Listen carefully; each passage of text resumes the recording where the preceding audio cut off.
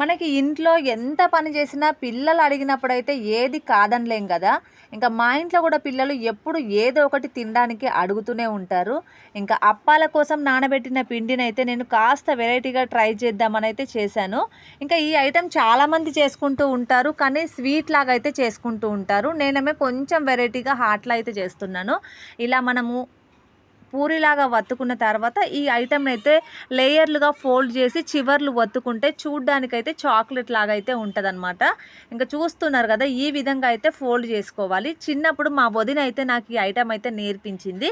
ఇంకా మేమైతే చాలా తినేవాళ్ళము. మన కాలంలో ఇంట్లో ఇట్లా చేసుకునే వాళ్ళం, కానీ పిల్లలకు కూడా కాస్త వెరైటీగా ఇలా చేసి పెడితే ఇప్పటి వాళ్ళకు కూడా తెలుస్తుంది, తింటారని చెప్పేసి అయితే నేను ట్రై చేశాను. ఇంకా ఇది డీప్ ఫ్రై చేసుకోవాలి ఆయిల్లో. చూడ్డానికి బాగుంటుంది, మళ్ళీ తింటే కూడా చాలా టేస్టీగా ఉంటుంది. ఇక్కడ మీరు ఆయిల్ని చూసి నన్ను తిట్టుకుంటారేమో, ఆల్రెడీ నేను అప్పాలు చేస్తున్నాను కాబట్టి ఆయిల్లో పిండి అనేది చివర్లో మిగిలిపోయింది. నా వీడియో కనుక నచ్చితే చిన్న లైక్ ఇచ్చుకోండి.